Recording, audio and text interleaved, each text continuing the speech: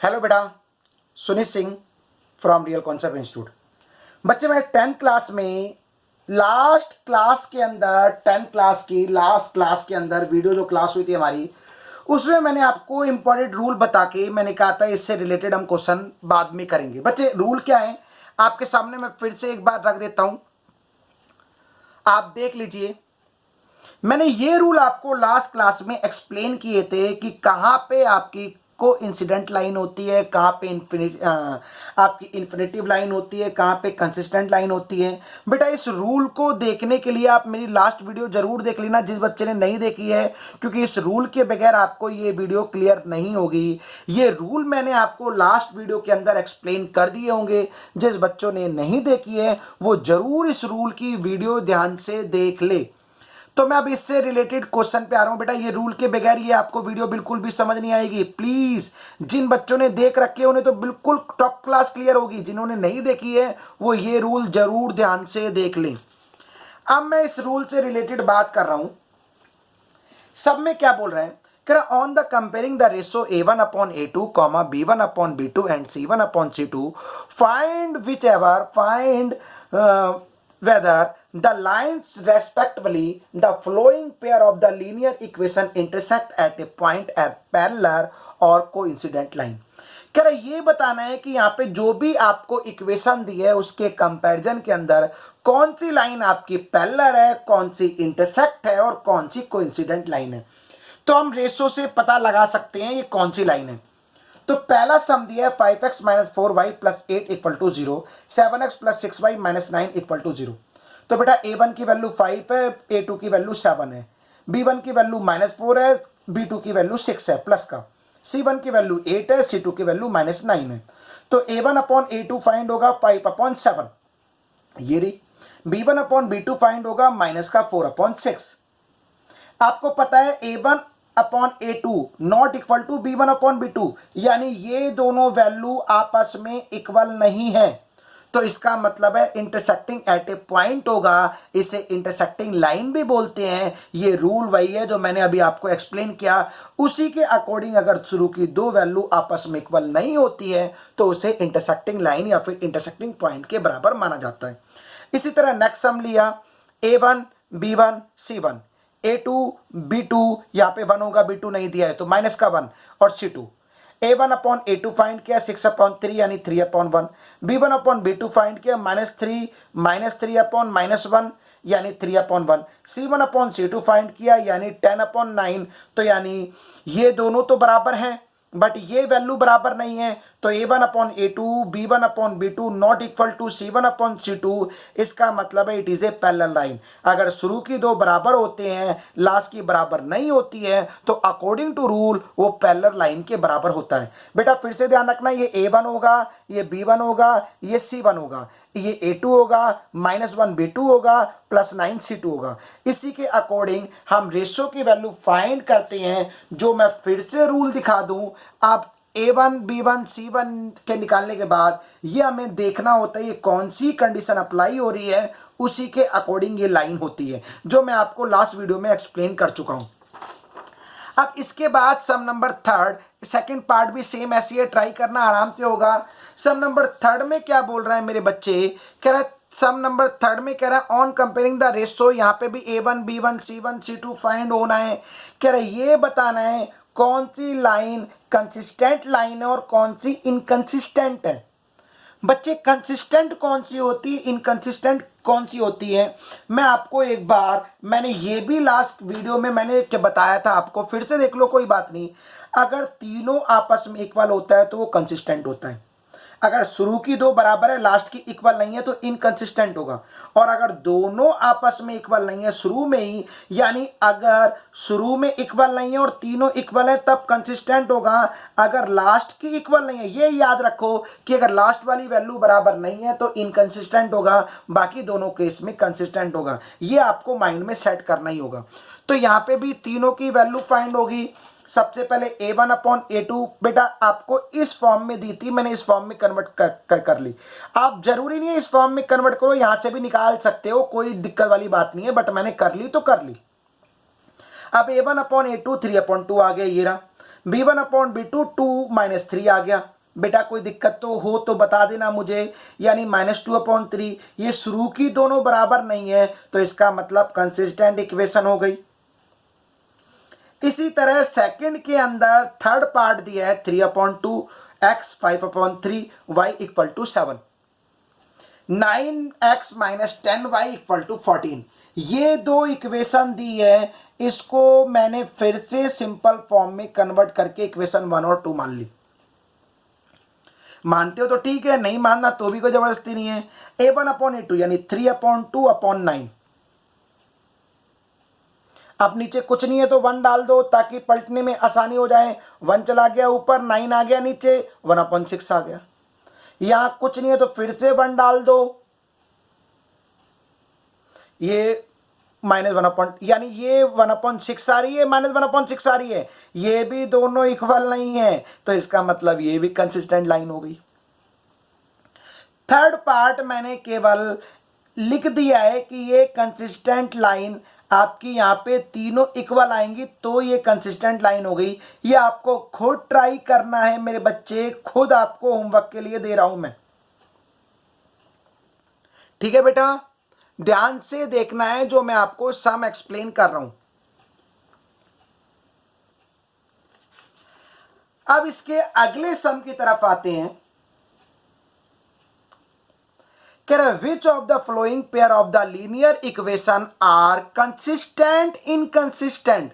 कह रहा अब की बार आपको फिर बताना है कौन सा कंसिस्टेंट है और कौन सा इनकंसिस्टेंट है। चलो ठीक है, कोई बात नहीं, अभी तो हमने बताया था। इफ कंसिस्टेंट ऑपरेटेंट द सॉल्यूशन ऑफ ग्राफिकली।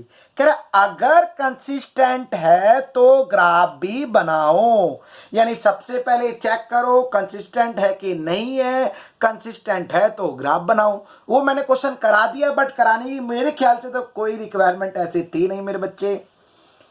पहला सम ये दिया था a1/a2 1/2 आ गया, b1/b2 ये भी 1/2 आ रहा है, c1/c2 5/10 ये भी 1/2 आ रहा है, यानी तीनों इक्वल है तो कंसिस्टेंट इक्वेशन आ गई आपकी फाइनल। और कह रहा अगर कंसिस्टेंट है तो ग्राफ भी बनाओ।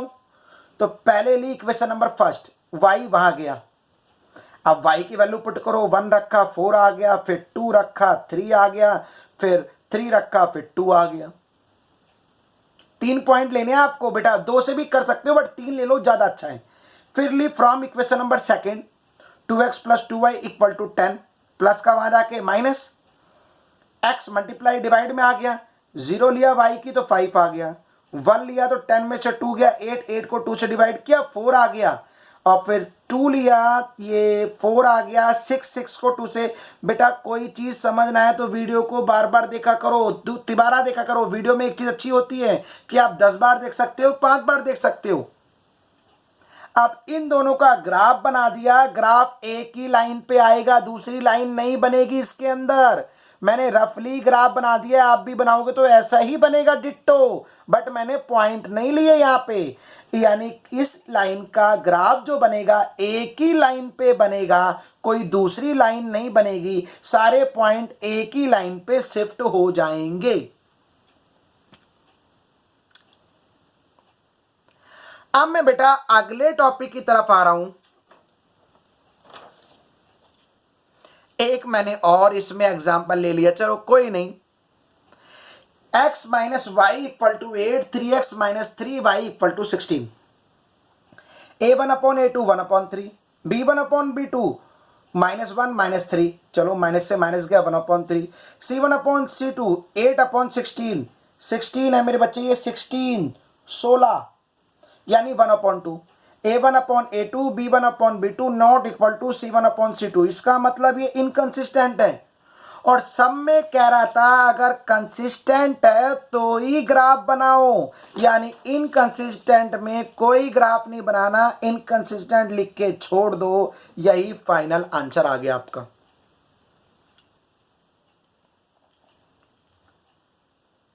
ठीक है बेटा, अब अगला सम देखिए, it is most important sum, काफी इंपॉर्टेंट सम है अगला sum. Half the perimeter of a rectangle garden whose length is 4 metre more than its width is 36 metre. अच्छा, find the dimension of the garden.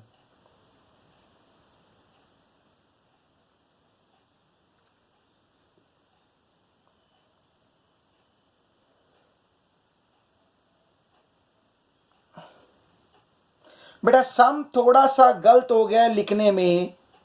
सम में क्या बोल रहा है, कह रहा है कि half the perimeter of a rectangle garden, ठीक है, इज 36 मीटर।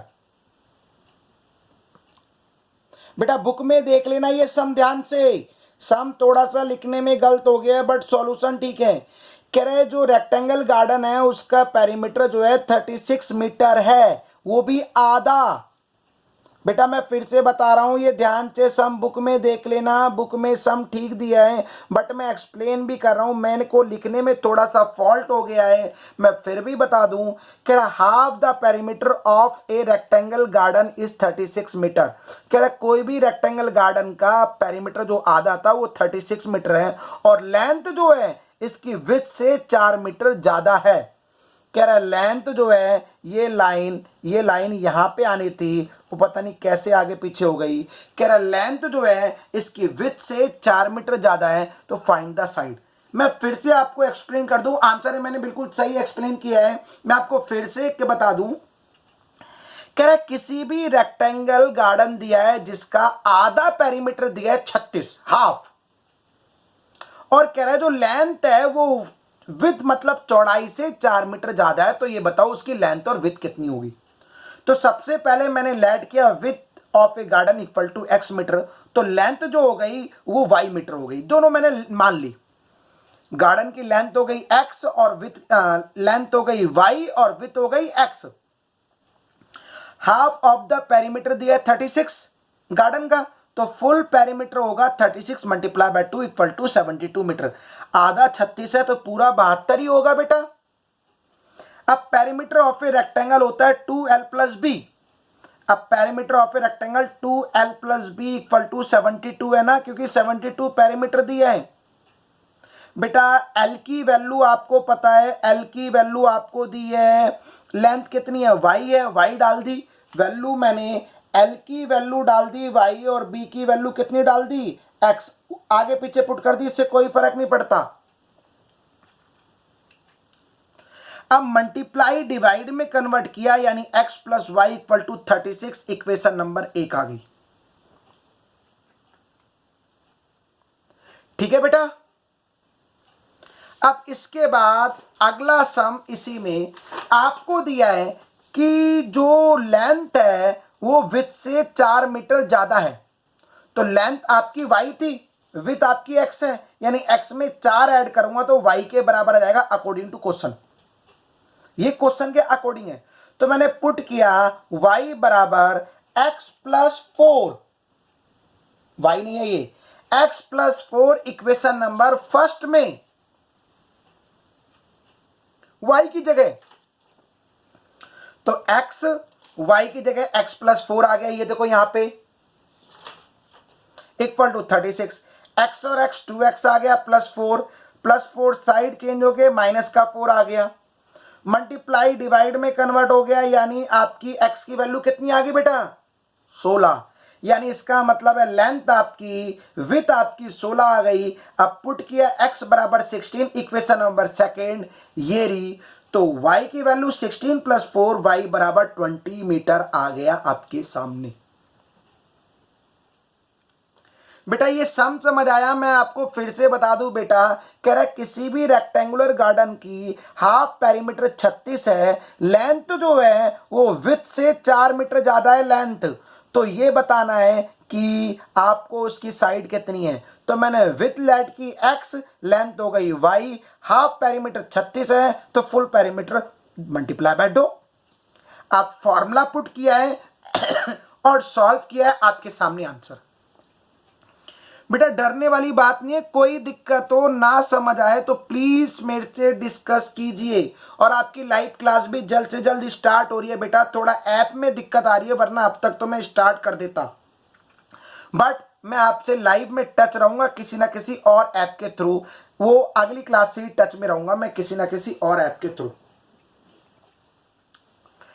अगला सम क्या दिए, कह रहा है given the linear equation 2x plus 3y minus 8 equal to 0, write the another linear equation in the two variable such that the geometrical respect representation of the pair so format is. कह रहा है एक आपको linear equation दी है और एक और linear equation लिखनी है, ठीक है। कह रहा है एक लीनियर इक्वेशन दी है और एक और लीनियर इक्वेशन लिखनी है जो इंटरसेक्टिंग लाइन हो, पैरेलल लाइन हो, कोइंसिडेंट लाइन हो। यानी इसके कंपैरिजन में एक लीनियर इक्वेशन और अपनी तरफ से बनानी है। कुछ भी बना सकते हो आप, दुनिया की कोई भी इक्वेशन, बट ये कंडीशन अप्लाई होनी चाहिए।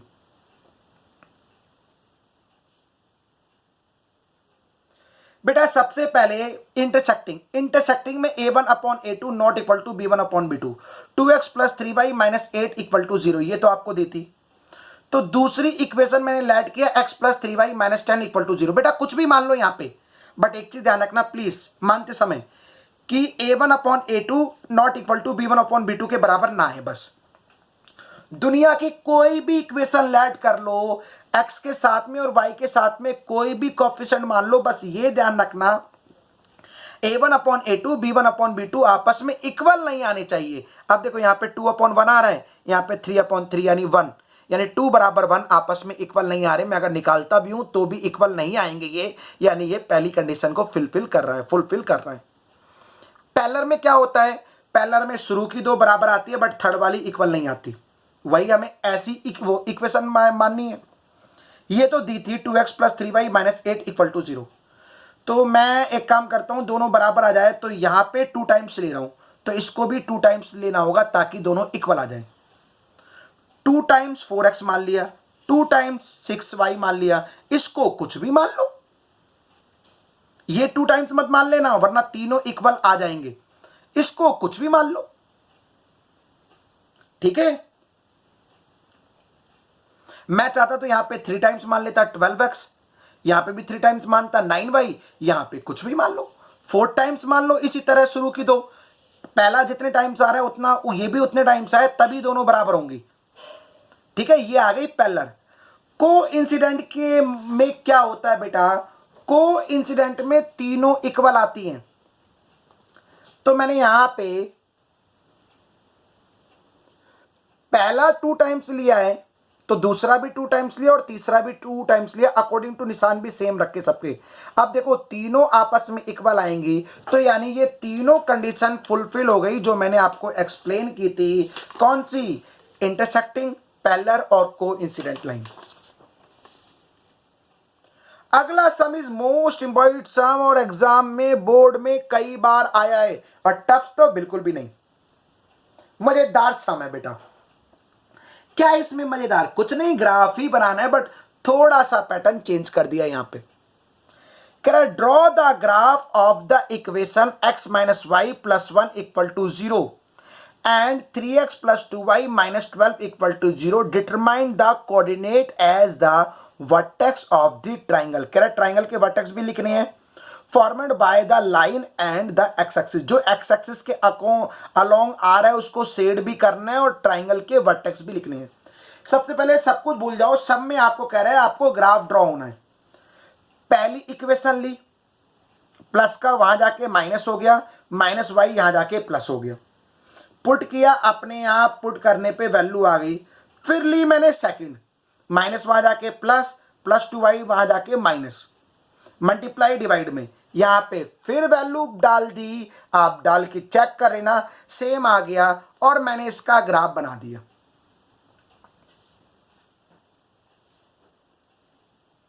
ग्राफ x का 0 y का 1, x का 0 y का 1, ये रहा, x का 1 y का 2,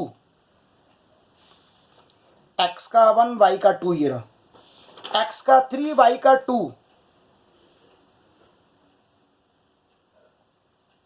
x का 2 y का 3, सॉरी x का 2 y का 3, ये रहा। इसी तरह सेकंड का ग्राफ देखा, 4 0, ये रहा, 2 और 3, ये रहा, 0 और 6, ये रहा, लाइन खींच दी। अब बेटा देखो यहाँ पे दो ट्राइंगल के बन रहे हैं। एक ट्राइंगल बन रहा है ये, देखो ध्यान से मैं बता रहा हूं पेन के थ्रू। ये बाई चांस सब में एक्स की जगह वाई कहता तो ये वाला ट्राइंगल शेड होता, ये वाला पार्ट दिखाई दिया ये ट्राइंगल। बट यहां पे कह रहा है सब में एक्स एक्सिस के अलोंग, तो एक्स पे ये वाला ट्राइंगल बन रहा है। इस ट्राइंगल को मैंने शेड कर दिया। शेड करने की बात हो रही थी, कह रहा था कि जो ट्राइंगल बन रहा है एक्स एक्सिस पे उसको शेड भी करना था, मैंने शेड कर दिया। और इस ट्राइंगल के वर्टेक्स, एक तो वर्टेक्स ये रहा 0,1, माइनस का लिखा नहीं मैंने यहां पे, माइनस का 1,0 ये रहा। फिर 2,3 ये रहा। फिर पहला वर्टेक्स ये रहा, दूसरा ये रहा, तीसरा ये रहा, ये रहा। ये तीनों वर्टेक्स भी लिखने थे आपको ट्राइंगल के। कह रहा था ना determine the coordinate as the vertex of the triangle. ये रहे तीनों vertex of the triangle by the line, line के according the x axis and shade. X axis पे ट्राइंगल बन रहा था और शेड कर दिया। यानी ये बेटा मैंने पूरा टॉपिक आपको पूरी एक्सरसाइज ढंग से एक्सप्लेन कर दी। ठीक है मेरे बच्चे, बेटा thank you very much. Sunit Singh from real concept institute. बेटा इस टॉपिक को ध्यान से कर लेना। आपकी वीडियो एक एक दिन छोड़ के वीडियो आएगी। अगली वीडियो कल नहीं परसों आएगी। ठीक है बेटा, तो बच्चे आपको ध्यान रखना है। बाकी मैं जल्द से जल्द आपकी लाइव क्लास में आऊँगा, जल्द से जल्द लाइव क्लास में आएंगे हम आपकी। और बेटा बाकी कोई दिक्कत है तो आप मुझे पर्सनल व्हाट्सअप मैसेज भी कर सकते हो, व्हाट्सअप से लाइव भी आ सकते हो, या फिर कोई भी दिक्कत है तो आप मेरे से पर्सनल डिस्कशन कर सकते हो। मेरा नंबर मैक्सिमम सब बच्चों के पास है, अगर नहीं है तो नंबर मैं लिख देता हूँ, ये लीजिए, ये मेरा पर्सनल नंबर है। आप मुझे इसमें कॉल करके कोई प्रॉब्लम आ रही है तो डिस्कस भी कर सकते हो, लाइव आके पूछ भी सकते हो। बाकी मैं सभी बच्चों के लिए 10th क्लास के लिए लाइव भी जल्द से जल्द आ रहा हूँ। थैंक यू बेटा। Sunit Singh from real concept institute.